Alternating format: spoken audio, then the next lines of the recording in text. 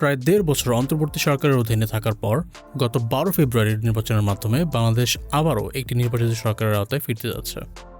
স্বাধীনতার পর থেকে বারবার অর্থনৈতিক মোড় ঘুরেছে বাংলাদেশের।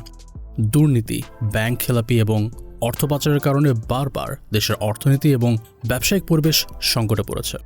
কিন্তু বর্তমান বাস্তবতা অতীতের যে কোনো সময়ের চেয়ে অনেক বেশি জটিল, যে কারণে দেশের ভঙ্গুর অর্থনীতিকে স্থিতিশীল, টেকসই এবং রূপান্তরের পথে নতুন সরকার বেশ কিছু চ্যালেঞ্জের মুখোমুখি হতে যাচ্ছে।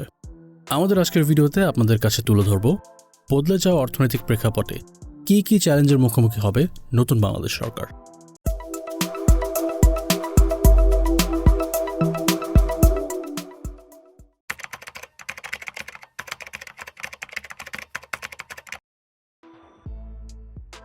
১৯৭১ সালে স্বাধীনতা অর্জনের সাথে সাথেই ভয়াবহ অর্থনৈতিক সংকটের মুখে পড়ে বাংলাদেশ। মুক্তিযুদ্ধে কয়েকশো সড়ক ও রেল সেতু ধ্বংস হয়ে যায়, পাশাপাশি ব্যাংকিং ব্যবস্থা এ সময় কার্যত অচল হয়ে পড়ে।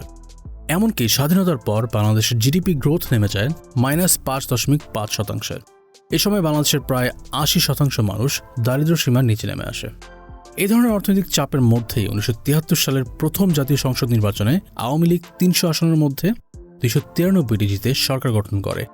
এই সময় ৭০০টির বেশি শিল্প প্রতিষ্ঠান জাতীয়করণ করা হয় এবং এক ধরনের সোশ্যালিস্ট ইকোনমিক মডেল অনুসরণ করে অর্থনৈতিক কাঠামো সাজানো হয়। তবে প্রশাসনিক দুর্বলতা ও দুর্নীতি এই কাঠামোকে দুর্বল করে রাখে। ফলে সরকার এক্সপ্যানশনারি মনিটারি পলিসি চালু করে, অর্থাৎ বাজারে মানি সাপ্লাই বাড়ানো হয় যাতে চাপ কিছুটা কমানো সম্ভব হয়। কিন্তু এর ফলে মূল্যস্ফীতি দ্রুত বাড়তে থাকে। এই অর্থনৈতিক চাপই পরবর্তীতে ১৯৭৪ সালের ভয়াবহ দুর্ভিক্ষের মূল কারণ হিসেবে কাজ করে।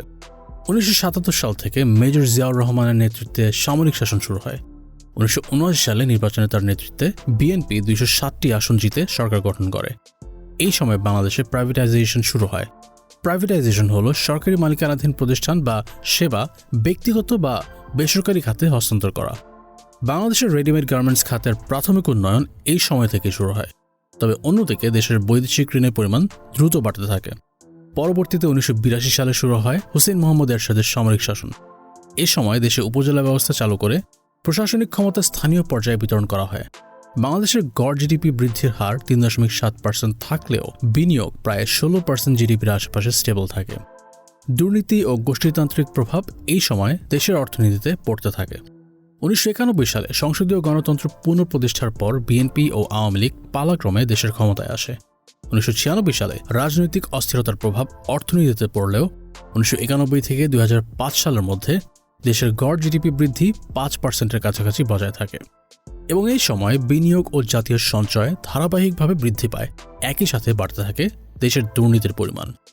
পরবর্তীতে সেনা সমর্থিত কেয়ারটেকার সরকারের সময় দেশের অর্থনৈতিক গতি এবং বিনিয়োগ দুটিই কমে যায়। ২০০৮ সালে নির্বাচন ২৬৩টি আসন জিতে আওয়ামী লীগ সরকার গঠন করে, যার মধ্য দিয়ে শুরু হয় ১৫ বছরের শেখ হাসিনা শাসন। এই সময়ের মধ্যে দেশের রপ্তানি আয় ছাড়িয়ে যায় $৫০ বিলিয়ন, আর আরএমজিতে বাংলাদেশ বিশ্বের দ্বিতীয় বৃহত্তম উৎপাদকে উঠে আসে। কিন্তু এই অর্জনগুলো দেখলে বাংলাদেশের অর্থনীতির বাস্তব চিত্র বোঝা যায় না, কারণ যেখানে দেশের গড় পারিবারিক আয় মাসিক ৩২,৪০০ টাকার বেশি, সেখানে মাথাপিছু ঋণ ৯৫,০০০ টাকা ছাড়িয়ে যায়। এই সময় কাগজে কলমে দেশের গড় জিডিপি ৬% বা তারও বেশি হারে গ্রো করে। পাশাপাশি বাহ্যিক অবকাঠামো এবং বিভিন্ন ভাতার মাধ্যমে মানুষের কাছে উন্নয়ন দেখানো হলেও দেশের অর্থনীতিকে কার্যত ভেঙে ফেলা হয় এই সময়ের মধ্যে। অন্যদিকে নিজেদের দুর্নীতি ও অর্থনৈতিকভাবে ভুল ডিসিশনগুলো ঢাকতে তারা বারে বারে টাকা ছাপিয়ে গিয়েছে এক পর্যায়ে, যার ফলে দেশের ইনফ্লেশন অস্বাভাবিক পর্যায়ে চলে যায়। এমনকি ২০২৪ সালের জুলাই মাসে এই ইনফ্লেশন রেট ১১.৬৬%-এ পৌঁছে যায়। অন্যদিকে টানা কয়েক বছর ইচ্ছাকৃতভাবে দেশের ডলার রেটকে স্বাভাবিকভাবে বৃদ্ধি পেতে দেওয়া হয়নি এবং তা নির্দিষ্ট দামে ধরে রাখা হয়েছিল, যা পরবর্তীতে ডলার রেটকে অস্বাভাবিকভাবে বাড়িয়ে দেয়। ২০২২ সালের জানুয়ারিতে বাংলাদেশের ডলার রেট ছিল ৮৫ টাকা, যা ২০২৩ সালে বেড়ে ১০৩ টাকায় ওঠে। এরপর ২০২৪ সালে এটি ১১০ টাকা এবং ২০২৫ সালে ১২০ টাকার বেশি হয়। বর্তমান ডলার রেট ১২২ থেকে ১২৫ টাকার মধ্যে আছে। মাত্র ৩ বছরের মধ্যে ডলারের মূল্য প্রায় ৫০% বেড়ে যাওয়া দেশের বৈদেশিক বাণিজ্যের জন্য বড় ধাক্কা। অন্যদিকে তাদের সীমাহীন ব্যাংক লুট দেশের অর্থনীতির জন্য সবচেয়ে বড় আঘাত হিসেবে ধরা হয়। দেশের বেশ কিছু ব্যাংককে এক প্রকার দেউলিয়া করে দেওয়া হয়। এবং এই সময়ের মধ্যে দেশ থেকে পাচার করা হয় $234 বিলিয়ন বা প্রায় 28 লাখ কোটি টাকা। পাশাপাশি প্রতিটি মেগা প্রকল্পে দুর্নীতি দেশের অর্থনীতিকে আরও দুর্বল করে তোলে। 2024 সালের জুলাই আগস্টে ছাত্র জনতার আন্দোলনের মুখে শেষ পর্যন্ত হাসিনা সরকার পদত্যাগে বাধ্য হয়। পরবর্তীতে মোহাম্মদ ইউনূসের নেতৃত্বে একটি অন্তর্বর্তীকালীন সরকার গঠিত হয়, যার প্রায় 1.5 বছর পর গত 12 ফেব্রুয়ারি অনুষ্ঠিত 13তম জাতীয় সংসদ নির্বাচনে বাংলাদেশ ন্যাশনালিস্ট পার্টি নিরঙ্কুশ সংখ্যাগরিষ্ঠতা অর্জন করে সরকার গঠন করতে যাচ্ছে। কিছু বিচ্ছিন্ন ঘটনা সামনে এলেও 13তম এই জাতীয় সংসদ নির্বাচন সামগ্রিকভাবে একটি সুষ্ঠু নির্বাচন হিসেবেই সম্পন্ন হয়েছে। বাংলাদেশের নির্বাচনের অতীত অভিজ্ঞতা এবং তখনকার অর্থনৈতিক ও বাস্তব পরিস্থিতি বিবেচনায় নিলে এর চেয়ে বেশি স্থিতিশীল ও সুষ্ঠু নির্বাচন আয়োজন করা বাস্তবে কঠিন ছিল। দেশের রাজনীতি, অর্থনীতি, বৈদেশিক বাণিজ্য সহ প্রায় প্রতিটি ক্ষেত্রে অচল অবস্থা থেকে মাত্র 1.5 বছরের মধ্যে এমন একটি সুষ্ঠু নির্বাচন আয়োজন করা ডক্টর মোহাম্মদ ইউনূস ও অন্তর্বর্তীকালীন সরকারের জন্য অন্যতম একটি অর্জন। তবে গত 1.5 বছরের মধ্যে সব ক্ষেত্রে অন্তর্বর্তীকালীন সরকারের জন্য একই ধরনের অর্জন লক্ষ্য করা যায়নি। 2024 সালে অন্তর্বর্তীকালীন সরকার দায়িত্ব নেওয়ার পর সাধারণ মানুষের মধ্যে তাদের নিয়ে এক ধরনের হাই এক্সপেকটেশন তৈরি হয়েছিল। অনেকেই ভেবেছিলেন এই সময়টা হয়তো প্রতিষ্ঠানগুলোকে গোছানোভাবে রিস্ট্রাকচার করা হবে, দীর্ঘদিনের স্ট্রাকচারাল সমস্যা ঠিক করা হবে এবং একটা শক্ত ইকোনমিক বেস তৈরি হবে। কিন্তু বাস্তবতা হলো কিছু স্ট্রাকচারাল কারেকশন শুরু হলেও দেশের সামগ্রিক ইকোনমিক এনভায়রনমেন্ট স্থিতিশীল হতে পারেনি। তবে এর মধ্যেও কিছু রিফর্ম ছিল সত্যিই গুরুত্বপূর্ণ, যার মধ্যে সবচেয়ে উল্লেখযোগ্য উদাহরণ হলো চট্টগ্রাম পোর্টের অপারেশন বিদেশি অপারেটরদের হাতে লিজ দেওয়া, যার ফলে বন্দরের অপারেশন এফিসিয়েন্সি বেড়েছে এবং প্রফিটও উল্লেখযোগ্যভাবে বৃদ্ধি পেয়েছে। অন্যদিকে বাংলাদেশের পূর্ববর্তী সরকারগুলো সেতু, হাইওয়ে, মেট্রো রেলের মতো বড় অবকাঠামোয় বেশি ফোকাস দিত, যা মানুষ সরাসরি দেখতে পারত এবং অগ্রগতির সাথে কানেক্ট করতে পারত। এর তুলনায় অন্তর্বর্তী সরকারের কাজ ছিল মূলত ইনস্টিটিউশনাল এবং টেকনিক্যাল। যদিও এই ধরনের রিফর্ম গুরুত্বপূর্ণ, তবু তা তৎক্ষণাৎ সাধারণ মানুষের জীবনে ইম্প্যাক্ট ফেলেনি। এর বিপরীতে আগস্ট 2024 থেকে 2026 সাল পর্যন্ত বাংলাদেশে কয়েকশো ফ্যাক্টরি, বিশেষ করে রেডিমেড গার্মেন্টস ফ্যাক্টরি বন্ধ হয়ে যায়। Bangladesh knitwear manufacturers and exporters অ্যাসোসিয়েশনের প্রেসিডেন্ট মোহাম্মদ হাতেম গণমাধ্যমকে দেওয়া এক সাক্ষাৎকারে জানান, গত 1.5 বছরে আনুমানিক 250 থেকে 260টি ফ্যাক্টরি বন্ধ হওয়ার ফলে 2,20,000-এর বেশি শ্রমিক তাদের চাকরি হারিয়েছেন। এ সময়ের মধ্যে দেশের স্থানীয় ইনভেস্টররা দেশে ইনভেস্টমেন্টে আস্থা হারিয়ে ফেলেন। কিছু ফরেন ডাইরেক্ট ইনভেস্টমেন্ট আসলেও দেশীয় প্রাইভেট ইনভেস্টমেন্ট ইতিহাসের সবচেয়ে নিম্ন পর্যায়ে চলে আসে। বণিক বার্তায় প্রকাশিত একটি রিপোর্ট থেকে জানা যায় 2024 সালের আগস্ট থেকে 2025 সালের আগস্টের মধ্যে দেশে 200টি লিস্টেড ম্যানুফ্যাকচারিং কোম্পানির মধ্যে মাত্র 12টি নতুন করে ইনভেস্টমেন্ট ঘোষণা করে। মূলত স্থানীয় ইনভেস্টররা একটি দেশের অর্থনৈতিক আস্থার সংকেত বহন করে, কারণ যখন বাংলাদেশি উদ্যোক্তারা নতুন ফ্যাক্টরি বা মেশিনারি কিনে ক্যাপাসিটি বাড়ানোর বদলে ক্যাশ ধরে রাখে, তখন এটি স্পষ্ট বার্তা দেয় যে বিজনেস এনভায়রনমেন্ট যথেষ্ট প্রেডিক্টেবল নয়। এর ফলে বিদেশি ইনভেস্টররাও দীর্ঘমেয়াদী বিনিয়োগে দ্বিধাগ্রস্ত হয়। বর্তমানে উচ্চ সুদ হার, জ্বালানি সংকট, নিয়মকানুনের অনিশ্চয়তা এবং আইনশৃঙ্খলার দুর্বলতার কারণে ব্যবসায়ীরা স্থবির হয়ে পড়েছেন। নতুন ফ্যাক্টরি বা মেশিনারি না কিনে তারা শুধু ক্যাপিটাল সংরক্ষণ করছেন, যা বেসরকারি খাতের গতিশীলতার ওপর নির্ভরশীল অর্থনীতির জন্য অস্বাস্থ্যকর পরিস্থিতি তৈরি করছে। এই বিষয়গুলো বিবেচনা করলে একটি বিষয় ক্লিয়ার হওয়া যায়, বিএনপি সরকারের জন্য সামনে যে অর্থনৈতিক বাস্তবতা দাঁড়াবে সেটা বাংলাদেশের ইতিহাসে একেবারেই নতুন। নির্বাচনের মাধ্যমে বাংলাদেশের পুরো রাজনৈতিক কাঠামোতেই আসছে বড় ধরনের স্ট্রাকচারাল চেঞ্জ, কারণ এই নির্বাচনে গণভোটে হ্যাঁর পক্ষে বেশি ভোট পড়েছে, যা দেশের শাসন ব্যবস্থাকেই নতুন করে সাজিয়ে দেবে।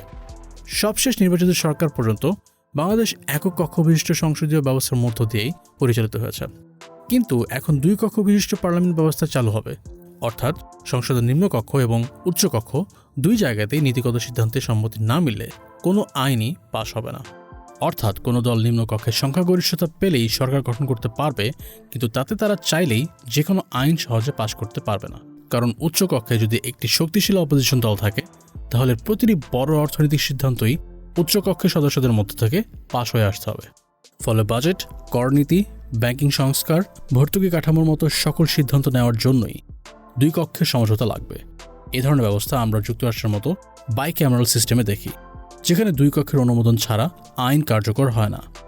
অর্থনীতির দৃষ্টিকোণ থেকে এটি যেমন চেক অ্যান্ড ব্যালেন্স তৈরি করবে, তেমনি পলিসি আনসার্টেনিটিও বাড়াতে পারে। এই ডুয়াল চেম্বার লেজিসলেচার সফল করতে রাজনৈতিক ম্যাচুরিটি এবং স্ট্র্যাটেজিক কনসেনসাস জরুরি। এই সমন্বয় ঠিক করবে 2026 পরবর্তী অর্থনীতি স্থিতিশীল হবে নাকি আলোচনাতেই আটকে থাকবে। বিএনপি সরকার ক্ষমতা গ্রহণের পর তাৎক্ষণিক যে অর্থনৈতিক চ্যালেঞ্জগুলো সামনে আসবে তার মধ্যে অন্যতম হচ্ছে পূর্ববর্তী সরকারের নেওয়া বৈদেশিক ঋণ পরিশোধ করা।